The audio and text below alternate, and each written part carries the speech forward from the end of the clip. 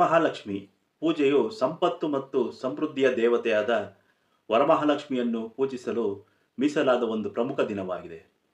ವಿಷ್ಣುವಿನ ಪತ್ನಿಯಾಗಿ ವರಮಹಾಲಕ್ಷ್ಮಿ ದೇವಿಯು ಒಂದು ರೂಪ.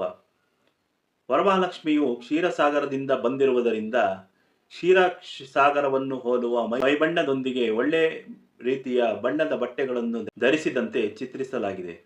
ವರಮಹಾಲಕ್ಷ್ಮಿಯು ವರಗಳನ್ನು ನೀಡುತ್ತಾಳೆ ಮತ್ತು ತನ್ನ ಭಕ್ತರ ಎಲ್ಲ ಆಸೆಗಳನ್ನು ಪೂರೈಸುತ್ತಾಳೆ ಎಂದು ನಂಬಲಾಗಿದೆ. ಅದಕ್ಕಾಗಿಯೇ ವರ ಪ್ಲಸ್ ಲಕ್ಷ್ಮಿ ಎಂದು ಕರೆಯಲಾಗುತ್ತದೆ. ಅಂದರೆ ವರಗಳನ್ನು ನೀಡುವ ಲಕ್ಷ್ಮೀ ದೇವತೆ ಈ ವರಮಹಾಲಕ್ಷ್ಮಿ. ಈ ವರಮಹಾಲಕ್ಷ್ಮಿ ವ್ರತವನ್ನು 8ನೇ ತಾರೀಕು ಶುಕ್ರವಾರ ಆಗಸ್ಟ್ 2025ರಂದು ಆಚರಿಸಲಾಗುತ್ತಿದೆ. ಲಕ್ಷ್ಮಿಗೆ ವರಮಹಾಲಕ್ಷ್ಮಿ ಪೂಜೆಯಲ್ಲಿ ಭಾಗವಹಿಸುವುದು ಲಕ್ಷ್ಮೀ ದೇವಿಯ 8 ಅಭಿವ್ಯಕ್ತಿಗಳನ್ನು ಗೌರವಿಸುವುದು ಎಂದು ನಂಬಲಾಗಿದೆ. ಈ ಆಚರಣೆಯು ವಿವಿಧ ಫಲಿತಾಂಶಗಳನ್ನು ತರುತ್ತದೆ ಎಂದು ಭಾವಿಸಲಾಗಿದೆ. ಅಂದರೆ ಮೊದಲನೆಯದು ಧನ, ಹಣಕಾಸಿನ ಲಾಭಗಳು. ಇದು ಆರ್ಥಿಕ ಸಮೃದ್ಧಿ ಮತ್ತು ಸಂಪತ್ತನ್ನು ಆಕರ್ಷಿಸುತ್ತದೆ ಎಂದು ನಂಬಲಾಗಿದೆ. ಇನ್ನು ಎರಡನೆಯದು ಧಾನ್ಯ, ಆಹಾರ ಮತ್ತು ಧಾನ್ಯಗಳ ಸಮೃದ್ಧಿ. ಮೂರನೆಯದು ಆರೋಗ್ಯ, ಉತ್ತಮ ಆರೋಗ್ಯ. ಇನ್ನು ನಾಲ್ಕನೇದು ಸಂಪತ್ತು ಮತ್ತು ಆಸ್ತಿ. ಐದನೇದು ಸಂತಾನ, ಸದ್ಗುಣಶೀಲ ಸಂತತಿ. ಇನ್ನು ಆರನೇದು ದೀರ್ಘ ಸುಮಂಗಲಿ, ಗಂಡನ ದೀರ್ಘಾಯುಷ್ಯ. ಏಳನೇದು ವೀರ, ಧೈರ್ಯ. ಇನ್ನು 8ನೇದು ಕೊನೆಯದು ಗಜಲಕ್ಷ್ಮಿ, ಸಾಲಗಳಿಂದ ಮುಕ್ತಿ. ಇದು ವರಮಹಾಲಕ್ಷ್ಮಿಯ ವ್ರತದ ಕತೆ.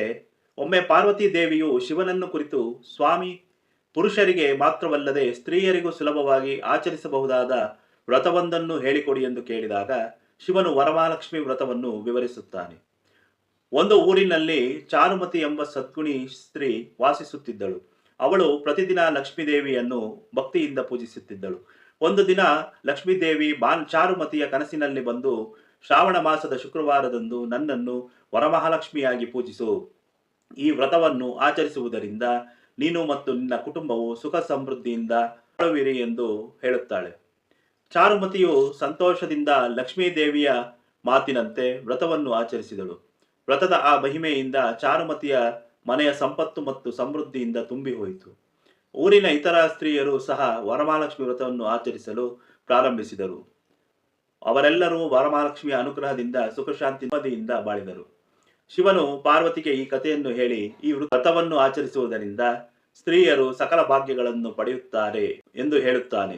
ಈ ಕಥೆಯನ್ನು ಕೇಳಿದವರು ಮತ್ತು ಈ ವ್ರತವನ್ನು ಆಚರಿಸಿದವರು ದಾರಿದ್ರ್ಯ ದುಃಖಗಳಿಂದ ಮುಕ್ತರಾಗಿ ಸಂಪತ್ತಿನಿಂದ ಬಾಳುತ್ತಾರೆ ಎಂದು ಹೇಳಲಾಗಿದೆ. ಎಲ್ಲರಿಗೂ ವರಮಹಾಲಕ್ಷ್ಮಿ ಹಬ್ಬದ ಶುಭಾಶಯಗಳು. ಧನ್ಯವಾದ.